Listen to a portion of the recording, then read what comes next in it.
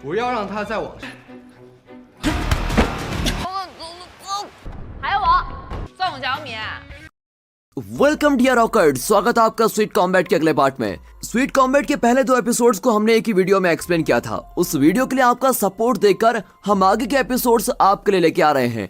तो रॉकर्ड्स, अभी तक आपने देखा कि एक छोटे लड़के को कुछ बुलिस तंग कर रहे थे और मिंग टैन उसको बचाने गया था, लेकिन वो खुद बुलिस के पास फंस गया और तब फेंग यू और उसके फ्रेंड्स ने उसको बचा लिया था। इसके बाद मिंग टैन ने उसे कॉलेज में कंटिन्यू करने का फैसला किया था। तो चलिए इस एपिसोड के लिए तैयार हो जाइए। इस एपिसोड की शुरुआत में एक नया कैरेक्टर दिखाया जाता है जिसका नाम बयूनो है। बयूनो को जेंगजी कॉलेज से एडमिशन लेटर आया होता है और वो बहुत ही खुश है कि आहा मुझे लेटर मिल गया। उसकी माँ भी बहुत ही खुश होती है, लेकिन उसे इस बात की फिक्र होती है कि बयूनो कॉलेज चला गया तो उनकी दुकान कौन संभालेगा। खैर, अब अगले सीन में बयूनो कॉलेज आता है। लगता है उसे इस कॉलेज के बारे में ठीक से पता नहीं था। चारों ओर लड़कियां ही लड़कियां देखकर उसका तो मुंह खुला का खुला ही रह जाता है। बयूनो को देखते ही लड़कियां बड़ी खुश होती हैं और कहती हैं, ये लो दूसरा भी आ गया। लेकिन पहले वाले की तरह ये भी बहुत ही क्यूट है यार। अब बयूनो भी खुद को क्यूट समझने लगता है कि यार मैं सच में क्यूट हूँ क्या। फिर कॉलेज के अंदर फेंग यू उसको क्रॉस करके जाती है और उसको देखते ही बयूनो को कुछ होने लगता है। उसे लगता है कि दूसरी लड़कियों की तरह फेंग यू भी उसको पसंद करेगी और ये सोचकर वो फेंग यू को छूने जाता है, लेकिन फेंग यू उसको उठाकर जमीन पर ही पटक देती है और नीचे गिरकर भी बयूनो फेंग यू को ही देखता रह जाता है। तो अगले शॉट में फैंग कॉर्पोरेशन को दिखाते हैं जो एक बहुत ही बड़ी कंपनी है। ये इस कंपनी का सीईओ है और फेंग यू का छोटा भाई भी। एक छोटा लड़का होने के बावजूद इसे इस कंपनी का सीईओ इसलिए बनाया गया क्योंकि ये एक जीनियस है और बहुत ही समझदारी से अपनी कंपनी के फैसले लेता है।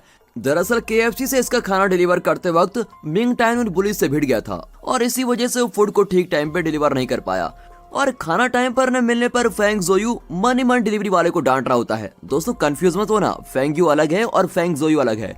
अब कुछ देर बाद मिंग टैन वहां पर पहुंचता है। वो फेंग जोयू को सच बताता है और कहता है कि मुझे माफ कर दीजिए, मैं आपका खाना डिलीवर नहीं कर पाया। दरअसल रास्ते में एक एक्सीडेंट हो गया था और खाना नीचे गिर गया, लेकिन फेंग जोयू उसकी ईमानदारी को नहीं देखता और डांटता है कि बहाने मत बनाओ, ठीक है, खाना न लाने के लिए मैं तुम्हारी कंप्लेंट जरूर करूंगा।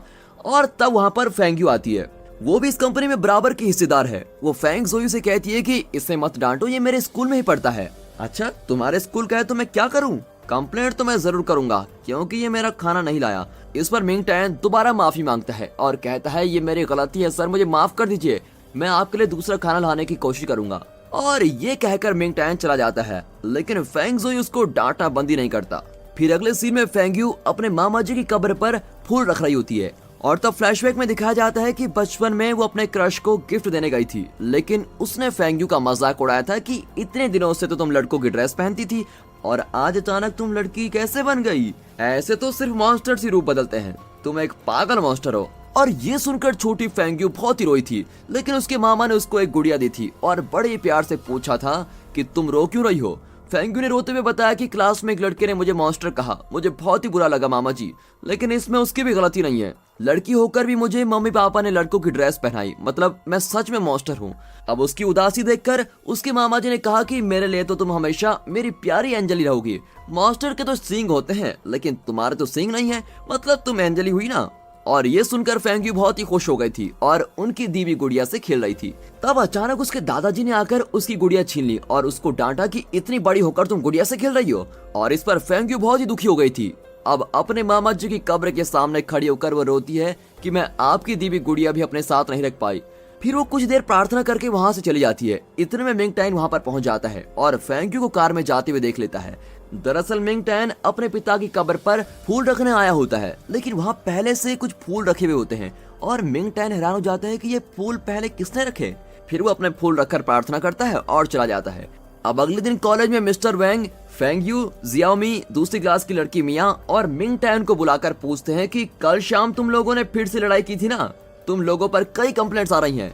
और मिस्टर वैंग की डांट सुनकर मिंग टैन कहता है कि सारी गलती मेरी है सर, मुझे माफ कर दीजिए, इसलिए आप सिर्फ मुझको ही पनिशमेंट दीजिए। और अब तीनों लड़कियां बड़ी हैरान हो जाती हैं कि ऐसे अच्छे लड़के भी होते हैं इस दुनिया में, वाह। लेकिन मिस्टर वैंग कहते हैं तुम बहुत ही अच्छे लड़के हो मिंग टैन, और ऊपर से तुम कॉलेज में नए आए हो, लेकिन इन तीनों को तो कॉलेज के सारे रूल्स पता है, तो फिर इन लड़कियों ने लड़ाई क्यों की? आइंदा अगर ऐसी कंप्लेंट मेरे पास आई तो तुम्हारी खैर नहीं, समझे। और कुछ दिनों में टूर्नामेंट होने वाला है और मैं चाहता हूँ कि तुम तीनों मिलकर मिंग टैन को अच्छी ट्रेनिंग दो। उसे भी तुम्हारे साथ टूर्नामेंट में भाग लेना है और हमारे कॉलेज को भी तो चैंपियनशिप जीतनी है। अब मिया उछलकर मिंग टैन का हाथ पकड़ लेती है और कहती है सर मैं इसको ट्रेन करूंगी। मिया को मिंग टैन पर बहुत ही बड़ा क्रश होता है, लेकिन मिंग टैन किसी काम का बहाना करके वहां से बच निकलता है। अब सुनहाओ नाम के एक लड़के को दिखाते हैं जो दूसरे कॉलेज का बॉक्सिंग चैंपियन है। इसने हाई स्कूल के एक बॉक्सिंग टूर्नामेंट में अपने अपोनेंट को 30 सेकंड में नॉकआउट कर दिया था और इस वजह से ये इंटर कॉलेज लेवल पर भी बहुत ही फेमस हो गया है। अब फेंग्यू के कॉलेज की एक लड़की उससे मिलने आती है। ये लड़की बॉक्सिंग में फेंग्यू से हार गई थी, इसीलिए इस साल के टूर्नामेंट में उसको सिलेक्ट नहीं किया गया था और वो कहती है कि मुझे इस टूर्नामेंट में भाग लेना है और फेंग्यू को हराना है। अब उसकी बात सुनकर सुनहाओ कहता है कि चलो तुम्हारे कॉलेज स्टेडियम में जाकर फैसला करते हैं। और अब कॉलेज में मिंग टैन को दिखाते हैं। कई लड़कियां उससे पूछती हैं कि हमें तुमसे ये उम्मीद नहीं थी, तुम हमें अपना एड्रेस देकर जाओ, तुम्हारे जाने के बाद हम तुम्हारे भाई बहन का ख्याल रखेंगे। यहाँ पर मिंग टैन समझ नहीं पाता कि ये ऐसा कह क्यों रहे हैं और फिर आगे चलकर कुछ लड़कियां आकर उसकी मेजरमेंट्स लेने लगती है और तब एक लड़की आकर उसको एक फॉर्म देती है। दरअसल वो ऑर्गन डोनेशन का फॉर्म होता है। मिंग टैन चौंक जाता है कि मैंने कब कहा कि मैं ऑर्गन्स डोनेट करने वाला हूँ। वो पूछता है कि ये सब चल क्या रहा है। तब एक लड़की उसे नोटिस बोर्ड देखने को कहती है और वो घबराता हुआ जाकर नोटिस बोर्ड देखता है तो उसमें बॉक्सिंग टूर्नामेंट में फेंग्यू के अपोनेंट की जगह पर उसका नाम लिखा होता है। और ये देखकर तो मिंग टैन की हालत ही खराब हो जाती है, लेकिन एक लड़की उसको मोटिवेट करती है कि याह यू कैन डू इट। दूसरी लड़की कहती है कि तुम जो चाहो मुझसे मांग सकते हो, मैं वो चीज तुम्हारी कब्र पर लाकर जरूर रखूंगी। अब इनकी बातें सुनकर मिंग टैन बड़ा ही हक्का बक्का रह जाता है। तब जाओमी कहती है कि तुम फिक्र मत करो, हम तुमको अच्छे से ट्रेन करेंगे। ओके दीदी, और ये कहकर वो चला जाता है। ओए दीदी किसे कहा। अब फेंग्यू को दिखाते हैं जो पेड़ के पास खड़ी कुछ सोच रही होती है। वैसे तो वो सबको अपना एटीट्यूड दिखाती फिरती है, लेकिन जब से उसने मिंग टैन को देखा है वो उसको पसंद करने लगी है। वो खुद से बातें कर रही होती है कि ये वाली फीलिंग मुझे क्यों नहीं आ रही है। तब मिंग टैन आकर पूछता है कि तुमने मुझे अपना अपोनेंट क्यों चुना, क्या मुझे हराकर मेरी इंसल्ट करना चाहती हो? तुम इसे इंसल्ट क्यों समझती हो? ये तो इस कॉलेज का ट्रेडिशन है। यही नहीं, मुझसे लड़ने के लिए तुम्हें जो ट्रेनिंग मिलेगी उससे तुम बाहर के किसी भी चैंपियन को हरा सकोगे। लेकिन मिंग टैन कहता है कि मुझे बॉक्सिंग में कोई भी दिलचस्पी नहीं है और मैं कभी नहीं लड़ूंगा। अब फेंग्यू कहती है कि या तो तुम मुझसे लड़ो या फिर ये कॉलेज छोड़कर चले जाओ। और इस पर मिंग टैन कहता है कि इस बार तो मैं इस कॉलेज को सच में छोड़ने वाला हूँ, और ये कहकर वो चला जाता है। फेंग्यू जो चाहती थी उसका बिल्कुल उल्टा हो गया था। अब जाओमी फेंग्यू को डांटती है कि ये तुमने क्या कर दिया, मिंग टैन कॉलेज से जाने की बात कर रहा है। और तब फेंग्यू उसको सारी बात बताती है। चलते चलते वे KFC में पहुंच जाते हैं जहां मिंग टैन फूड डिलीवरी का काम करता है। जाओमी अंदर जाना चाहती है, लेकिन फेंग्यू कहती है कि मैं मिंग टैन से माफी नहीं मांगूंगी। और जाओमी कहती है कि माफी मत मांगो, लेकिन मुझे भूख लगी यार, खाना तो खाने दो। अब दोनों अंदर जाकर मिंग टैन के बारे में पूछती हैं, तो एक लड़का बताता है कि पिछली बार फूड डिलीवरी में एक प्रॉब्लम हो गई थी और मिंग टैन को अपनी गलती पर बहुत ही पछतावा हुआ और इस वजह से उसने नौकरी छोड़ दी। अब ये सुनकर ये दोनों बिल्कुल चौंक जाते हैं। अगले शॉट में बयूनो को दिखाते हैं जो कॉलेज में फैशन शो की तरह चल रहा होता है। उसको लगता है कि मैं इतना अच्छा हूँ कि सारी लड़कियां मुझको ही देख रही हैं और वो खुद को रोमियो समझने लगता है, लेकिन सारी लड़कियां उसको नहीं, उसके पीछे किसी को देख रही होती है। और तब वो मुड़कर देखता है तो उसके पीछे सुनहाओ और उसकी फ्रेंड कॉलेज के अंदर आ रहे होते हैं। अब सारी लड़कियां सुनहाओ के पीछे जाने लगती है। वो दोनों स्टेडियम में चले जाते हैं और वो लड़की रिंग के सेंटर में आकर कहती है कि फेंग्यू को बुलाओ, मुझे उसको चैलेंज करना है। अब बयूनो मिया से पूछता है कि ये लड़की ऐसा क्यों कर रही है। मिया बताती है कि ये इस एरिया का सबसे फेमस बॉक्सिंग रिंग है, यहाँ बाहर का कोई भी आकर किसी को भी चैलेंज कर सकता है। और बयूनो कहता है कि क्या मैं भी किसी को चैलेंज कर सकता हूँ? हाँ बयूनो, कर सकते हो, लेकिन चैलेंज करने से पहले एम्बुलेंस भी तुमको बुलानी पड़ेगी। और इस पर बयूनो कहता है कि मैं तो मजाक कर रहा था यार, इतने छोटे स्टेडियम में मुझसे लड़ा नहीं जाएगा। तब जाओमी आकर कहती है कि फेंग्यू तुम्हारी गुलाम नहीं, जब तुम चाहो तब आ जाएगी। उसकी फाइट तो मिंग टैन के साथ ही होगी और मिंग टैन को हम ट्रेन करने वाले हैं। तब वो लड़की कहती है कि यहाँ कौन किसके साथ फाइट करेगा, इसका फैसला तुम जूनियर्स लोगे हैं।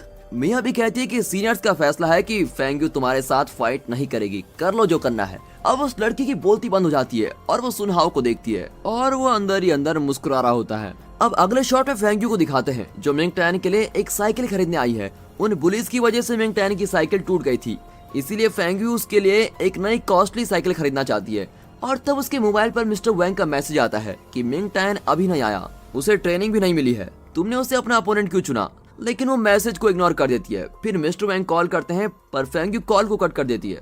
वहाँ मिंग टैन एक लेटर लेकर मिस्टर वैंग के ऑफिस में जाता है। वो कहता है कि मैं ये कॉलेज छोड़कर जाना चाहता हूँ। मिस्टर वैंग कहते हैं कि ऐसा मत करो बेटा, हम लोग यहाँ तुम्हारे लिए नया लॉकर रूम, वाटर हीटर, सारी फैसिलिटीज बनवा तो रहे हैं और तुम हो कि जाना चाहते हो, तुम्हारी प्रॉब्लम क्या है? मिंग टैन कहता है कि मेरी परमिशन के बिना आपने मेरा नाम इस टूर्नामेंट में क्यों ऐड किया? मिस्टर वैंग कहते हैं कि उसमें मैं कुछ नहीं कर सकता, ये ज़ैंगजी कॉलेज का ट्रेडिशन है और तुम्हें फेंग्यू से लड़ना ही पड़ेगा। अगर तुम्हें डर है कि लोग तुमको देखकर हंसेंगे तो मैं तुम्हारे लिए स्पेशल मास्क बनवा सकता हूँ, लेकिन मैं तुम्हारे पैर पड़ता हूँ, प्लीज कॉलेज छोड़कर मत जाओ। अब मिंग टैन बड़ी कंफ्यूजन में होता है कि वो करे तो करे क्या। और दोस्तों इसी के साथ ये एपिसोड यहाँ पर खत्म होता है। अगर ये सीरीज आपको पसंद आई हो तो वीडियो को अपनी फैमिली एंड फ्रेंड सर्कल में शेयर जरूर कीजिए। साथ ही इस वीडियो को एक लाइक और चैनल को सब्सक्राइब करना मत